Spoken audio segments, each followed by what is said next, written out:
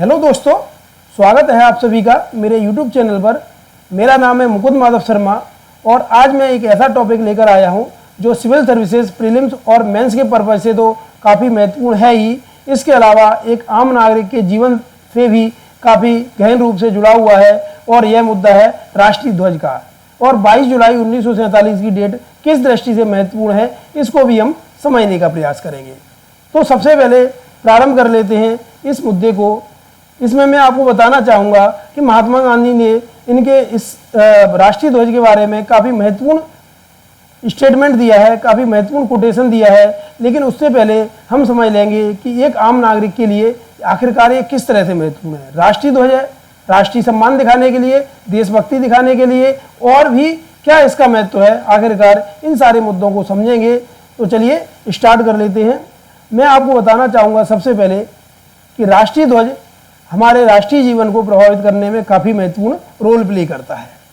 और आप देखते हैं आर्टिकल 51 कैपिटल ए, संविधान के आर्टिकल 51 कैपिटल ए में हमारा जो मूल कर्तव्य है उसके अंतर्गत क्या है, हम संविधान के आदर्शों को और संस्थाओं को, उसके प्रतीकों का, उसके चिन्हों का, राष्ट्रध्वज और राष्ट्रगान का सम्मान करेंगे, संविधान का पालन करेंगे, उसके आदर्शों, संस्थाओं, राष्ट्रीय ध्वज और राष्ट्रगान का सम्मान करेंगे। आर्टिकल 51 कैपिटल ए में साफ साफ स्पष्ट रूप से प्रावधान है, हमारा मूल कर्तव्य है।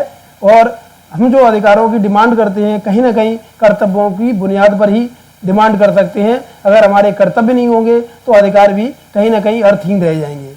तो ऐसे में एक मूल कर्तव्य भी दिया हुआ है आर्टिकल 51 कैपिटल ए के अंतर्गत। और इस मूल कर्तव्य, इस कर्तव्य की और भी अन्य कर्तव्यों का, समाज के प्रति जो हमारे कर्तव्य हैं, तिरंगा या राष्ट्रीय ध्वज उसको कहीं ना कहीं एक तरह से संदेश देने का प्रयास करता है कि आपके समाज के प्रति कुछ कर्तव्य हैं, देश के प्रति कुछ कर्तव्य हैं। क्योंकि हमारा राष्ट्रीय ध्वज तिरंगा न केवल राष्ट्र की एकता और अखंडता बल्कि समाज में सामंजस्य का भी प्रतीक है, समाज में सामंजस्य का भी संदेश देता है और राष्ट्रीय एकता और अखंडता की बात करता है। हम राष्ट्रीय ध्वज के माध्यम से न केवल हम विरोध कर सकते हैं सरकार के अगेंस्ट में और शांतिपूर्ण प्रदर्शन कर सकते हैं, बल्कि राष्ट्रध्वज हमें राष्ट्रीय एकता और अखंडता के लिए, मर मिटने के लिए, हमें एकजुट रखने में राष्ट्रीय ध्वज काफ़ी महत्वपूर्ण भूमिका निभाता है। मैं सामान्य रूप से आपको बताऊंगा कि सामान्य रूप से सोचिए, क्रिकेट के मैदान में भी देखिए, क्रिकेट के मैदान में भी राष्ट्रीय ध्वज दिखाई देता है। हमारी जीत का एहसास कराने के लिए, जीत को शेयर करते हैं हम एक तरह से। और युद्ध के मैदान में भी देखिए, युद्ध के मैदान में क्या होता है कि चाहे हम विजयी हों या वीर गति प्राप्त करें, विजयी होने पर भी हम झंडे को फहराते हैं, और अगर वीर गति मिलती है तो ऐसे में भी एक सैनिक का जो मृत शरीर होता है तिरंगे में लिपट कर आता है। तो ऐसे में तिरंगा काफ़ी महत्वपूर्ण रोल प्ले करता है एक सामान्य व्यक्ति के जीवन में, एक सैनिक के जीवन में, एक नागरिक के जीवन में काफ़ी महत्वपूर्ण रोल प्ले करता है। इसके माध्यम से क्या होता है, शांतिपूर्ण प्रदर्शन भी किया जाता है। कई बार भ्रष्टाचार की बुराई के अगेंस्ट में लड़ने के लिए आंदोलन हुआ अन्ना हजारे के नेतृत्व में, तो वहाँ पर भी आपको तिरंगा दिखाई दिया।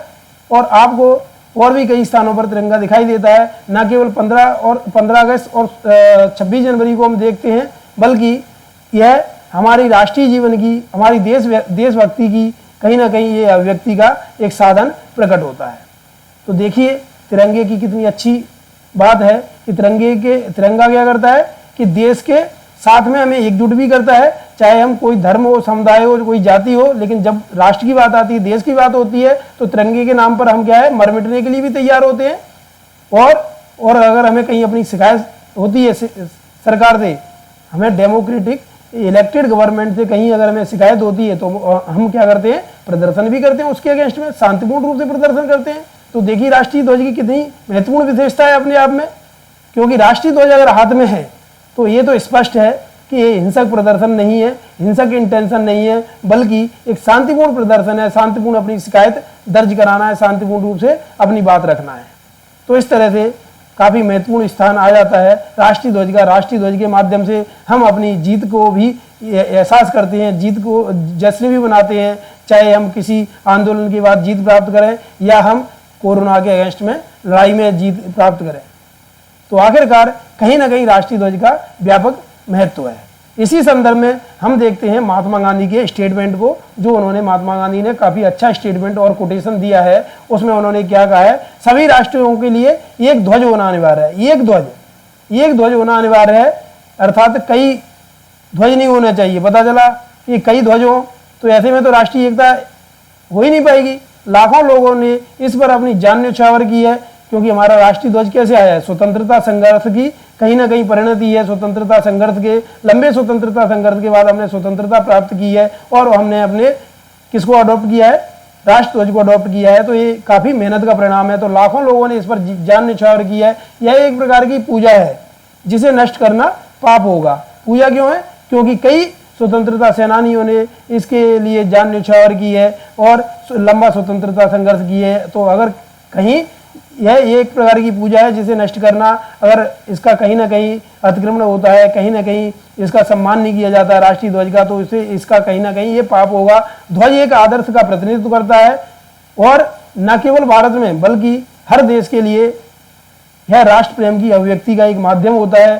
चाहे ब्रिटेन हो, फ्रांस हो, इटली हो, कनाडा हो, अमेरिका हो या कोई अन्य देश हो, उसमें हर देश में अपने राष्ट्रीय ध्वज का अपना महत्व होता है और उसके माध्यम से देशभक्ति अभिव्यक्त की जाती है। चाहे यूनियन जैक, महात्मा गांधी ने आगे क्या कहा है, यूनियन जैक अंग्रेजों के मन में भावनाएं जगाता है जिसमें जिसकी शक्ति का मापना कठिन है। अमेरिकी नागरिकों के लिए ध्वज पर बने सितारे और पट्टियों का अर्थ उनकी दुनिया है। उनके लिए दुनिया क्या है, उनके लिए उनका राष्ट्रीय ध्वज दुनिया है, हमारे लिए हमारा राष्ट्रीय ध्वज दुनिया है। इस्लाम धर्म में सितारे और अर्धचंद्र का होना सर्वोत्तम वीरता का आह्वान करता है।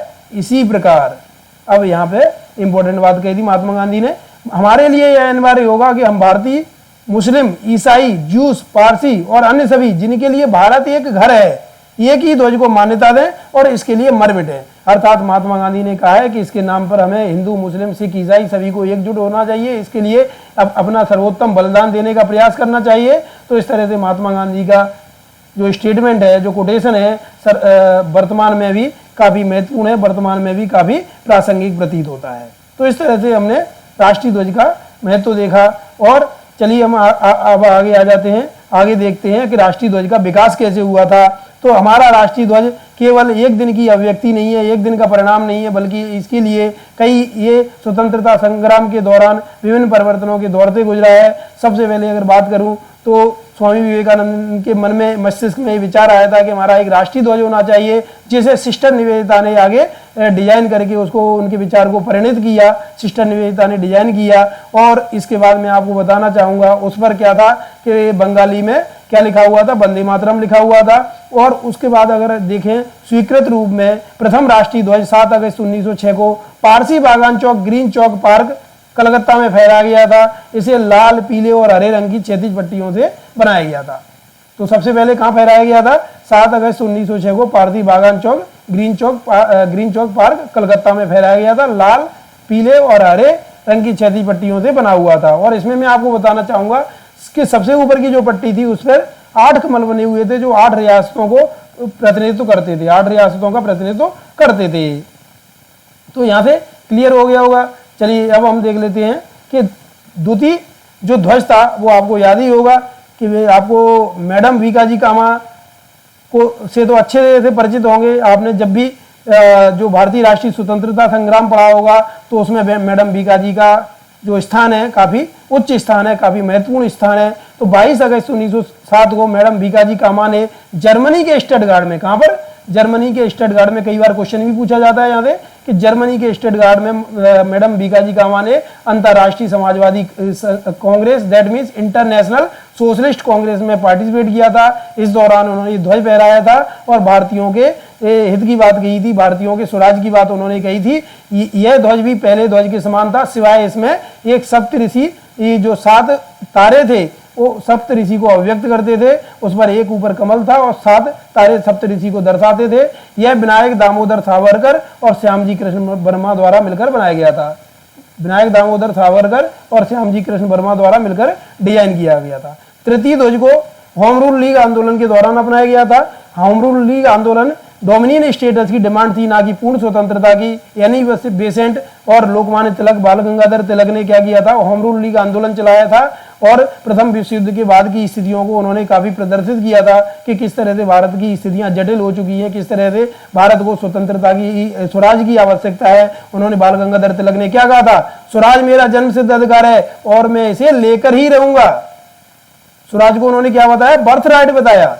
स्वराज मेरा जन्म सिद्ध अधिकार है और इसे मैं लेकर ही रहूंगा। लेकिन वहां पर स्वराज का अर्थ क्या था कि डोमिनियन स्टेटस की डिमांड कर रहे थे। इसलिए क्या हुआ, इसको इसलिए उल्लेख कर रहा हूं मैं क्योंकि इसमें बात आई कि इन्होंने क्या था, 5 लाल और 4 क्षैतिज पट्टियां एक के बाद एक और सप्तऋषि के अभिविन्यास पर बने 7 सितारे थे और यूनियन जैक भी था। यहाँ पर बाईं और ऊपरी किनारे पर यूनियन जैक था जो ब्रिटिश सरकार का प्रतिनिधित्व करता था। एक कोने में सफेद अर्धचंद्र और सितारे भी थे।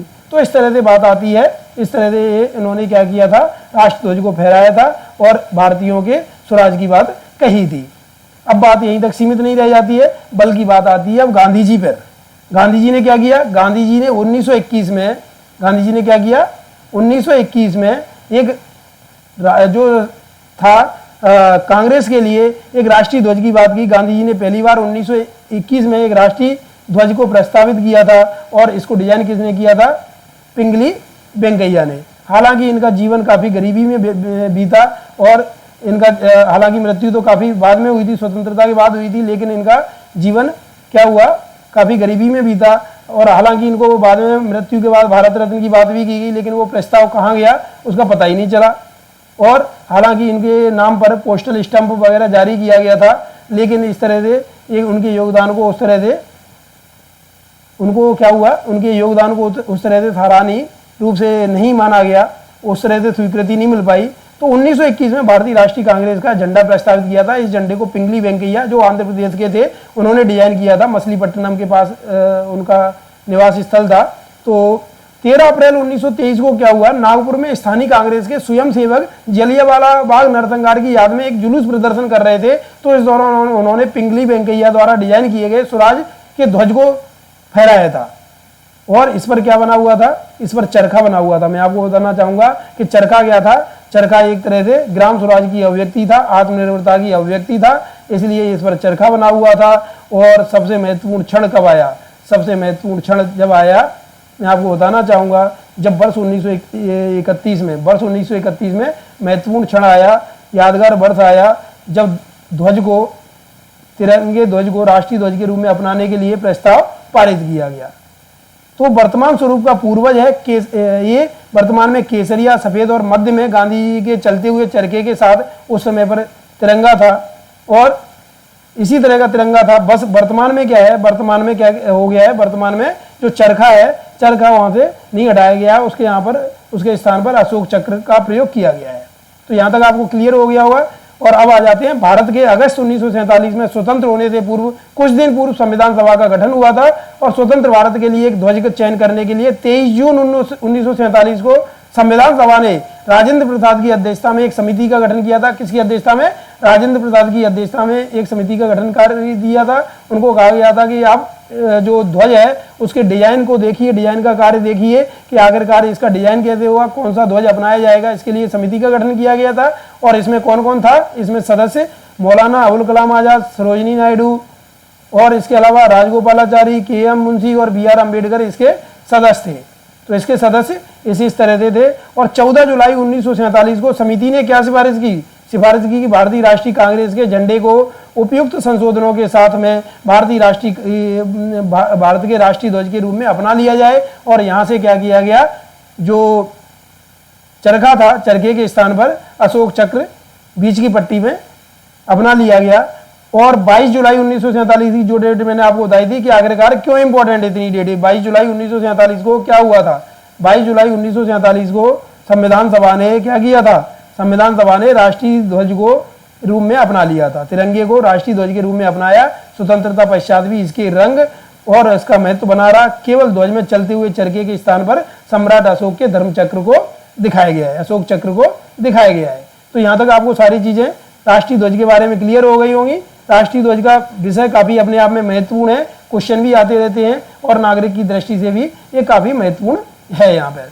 तो चलिए अब हम देख लेते हैं स्वतंत्र भारत का राष्ट्रीय ध्वज। तो स्वतंत्र भारत का जो राष्ट्रीय ध्वज है उसमें ऊपर की पट्टी में केसरिया रंग है और ऊपर की जो पट्टी में जो केसरिया रंग है वो देशभक्ति और साहस को दर्शाता है। बीच में जो सफेद पट्टी है धर्मचक्र के साथ शांति और सत्य का प्रतीक है। निचली हरी पट्टी उर्वरता, वृद्धि और भूमि की पवित्रता को दर्शाती है। इसमें धर्म चक्र को विधि का चक्र भी कहते हैं, जो 3री शताब्दी ईसा पूर्व मौर्य सम्राट अशोक द्वारा बनाए गए सारनाथ स्तंभ से लिया गया है। इस चक्र को प्रदर्शित करने का आशय है कि यह जीवन गतिशील है और रुकने का अर्थ क्या है, मृत्यु। भारतीय राष्ट्रीय ध्वज में 3 रंग की क्षैतिज पट्टियां हैं, सबसे ऊपर केसरिया, बीच में सफेद और नीचे हरे रंग की पट्टी, और ये तीनों समान अनुपात में है। ध्वज की चौड़ाई और लंबाई का अनुपात क्या है, ध्वज की चौड़ाई और लंबाई का अनुपात विड्थ टू जो लेंथ है, चौड़ाई और लंबाई का अनुपात है वह है 2:3, 2:3 का रेशो है। सफेद पट्टी के मध्य में गहरे नीले रंग का चक्र है। यह चक्र अशोक की राजधानी के सारनाथ के सिंह स्तंभ पर बना हुआ है। इसका व्यास लगभग सफेद पट्टी की चौड़ाई के बराबर होता है और इसमें 24 तीलियां होती हैं। यूपीएससी में क्वेश्चन भी पूछ लिया गया है कि इसमें कितनी तीलियां हैं, तो 24 तीलियां हैं। कई लोग इसको गलत भी करके आ गए, कई लोगों ने सोचा इतना सरल क्वेश्चन कैसे पूछ सकता है यूपीएससी। कई लोगों ने इसमें केंद्र भी शामिल कर लिया, कई लोगों ने इसको क्या किया कि दो पट्टियों को वह पूरा जो है बड़ी पट्टी मान लिया, और कई लोगों ने 12 चिन्ह लगाया, किसी ने कुछ लगाया। तो इस तरह से कई लोगों का क्या हुआ, गलत भी हुआ, कुछ लोगों का सही भी हुआ, कई लोगों का सही भी हुआ। तो इस तरह से क्वेश्चन भी इस पर अक्सर आते हैं। अब मैं बात करता हूं ध्वज संहिता की।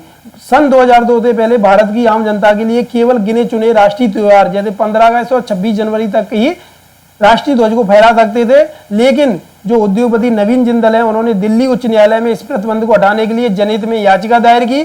जिंदल ने जानबूझकर झंडा संहिता का उल्लंघन करते हुए अपने कार्यालय की इमारत पर झंडा फहराया, जिसके लिए उनको क्या किया गया, मुकदमा चलाने की चेतावनी दी गई। जिंदल ने बहस की कि एक आम नागरिक के रूप में आखिरकार ये तो हमारा मौलिक अधिकार होना चाहिए कि हम अपने राष्ट्रीय ध्वज को फहरा सकें और उसके प्रति सम्मान को व्यक्त कर सकें। अपने देश के प्रति सम्मान को अगर व्यक्त करना है तो इसमें कि ये तो अधिकार होना चाहिए आखिरकार।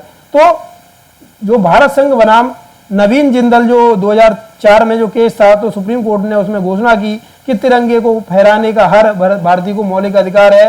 हालांकि कई बार क्या होता है कि इसका अति उत्साह में दुरुपयोग भी होता है। तो दुरुपयोग होता है तो क्या होता है, ऐसे दुरुपयोग कई देखे भी गए हैं। क्या हुआ था कि 1994 में मिस यूनिवर्स बनी सुष्मिता सेन, तो उनकी बग्गी के पिछले हिस्से में तिरंगे को बांधने पर विवाद हुआ। मंदिरा बेदी द्वारा तिरंगे बॉर्डर वाली साड़ी का भी प्रयोग किया गया, वहां पर भी विवाद हुआ। और सचिन तेंदुलकर ने तो क्या हुआ, तिरंगे वाला केक भी काटा, तो इसके कारण कई विवाद हुए। तो इस तरह के कई विवाद देखे जाते हैं। तो भारतीय ध्वज संहिता जो 2002 में आई थी उसमें कुछ प्रावधान किए गए, उसमें कुछ संशोधन किए गए और अधिकार दे दिए गए निजी नागरिकों को भी, समझ रहे हैं। तो 2004 में भी डिसीजन आ गया, तो यहाँ से चीज़ें क्लियर हो गई। तो चलिए अब हम देख लेते हैं 26 जनवरी 2002 को भारतीय ध्वज संहिता में जो संशोधन किए गए थे, तो वहाँ से निजी नागरिकों को भी अपनी फैक्ट्रियों, संस्थान, कार्यालयों और सब जगह इसको फहराने का अधिकार दे दिया गया, बशर्ते कि ध्वज की संहिता का कड़ाई से पालन करें और तिरंगे के सम्मान में कोई कमी नहीं आने दें।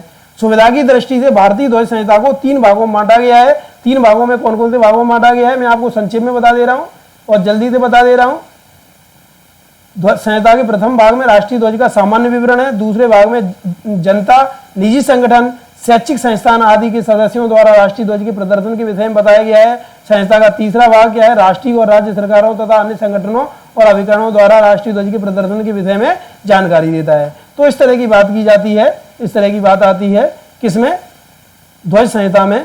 ध्वज संहिता में इस तरह के प्रावधान किए। हमने इन प्रावधानों को अच्छी तरह से देख लिया, समझ लिया, और अब इसके लिए नियम और उपनियम भी बनाए गए। इनको भी हम देख लेते हैं। नियम और उपनियम भी बनाए गए।